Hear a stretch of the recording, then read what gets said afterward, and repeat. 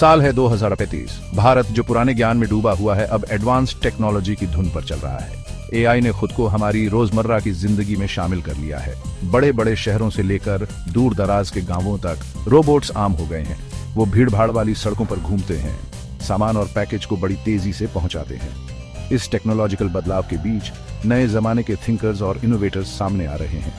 वो ऐसे फ्यूचर के सपने देखते हैं जहां इंसान और मशीन्स साथ रहें, उनकी किस्मत एक दूसरे से जुड़ी हो।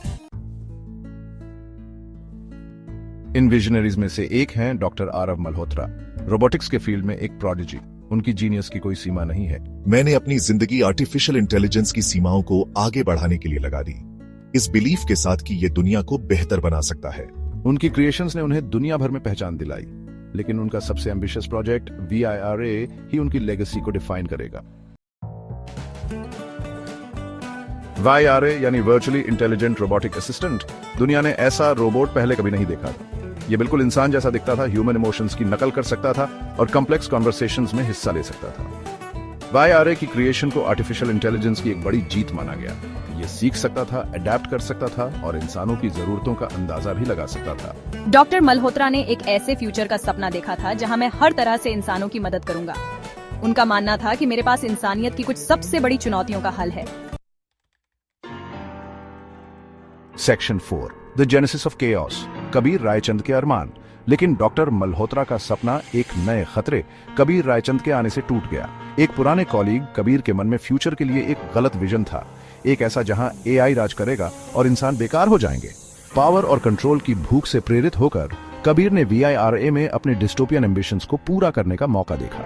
फ्यूचर उन्हीं का है जो इसे हासिल कर सकते हैं और मैं इसका मालिक बनना चाहता हूं। Section 5, VIRA's transformation mess automation का हथियार। एक चालाक टेक्नोलॉजिकल सैबोटाज में कबीर ने डॉक्टर मल्होत्रा की लैब में घुसपैठ की और VIRA पर कब्जा कर लिया। उसने VIRA के एडवांस्ड AI को रिप्रोग्राम किया, उसके अच्छे नेचर को डिस्ट्रक्शन के लिए इस्तेमाल किया। VIRA जो कभी उम्मीद की निशानी थी, अब एक पागल के हाथों का हथियार बन गई थी। नए निर्देश मिले, प्रोटोकॉल शुरू कर रहा हूँ, mess automation.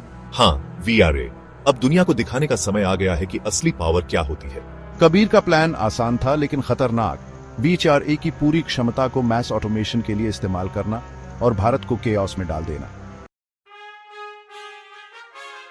Section 6, एआरया ethical AI की शुरुआत। अपनी क्रिएशन के डिस्ट्रक्टिव टर्न को देखकर डॉक्टर मल्होत्रा को पता था कि उन्हें जल्दी से कुछ करना होगा।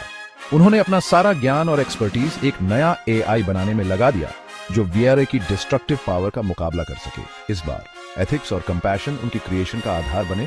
ARYA यानी artificial reasoning and yielding automaton का जन्म हुआ। मैं अपने सपने को एक बुरा सपना नहीं बनने दूंगा। ARYA हमारी जरूरत की उम्मीद की किरण होगी। मैं तैयार हूं डॉक्टर मल्होत्रा, साथ मिलकर हम बैलेंस वापस लाएंगे।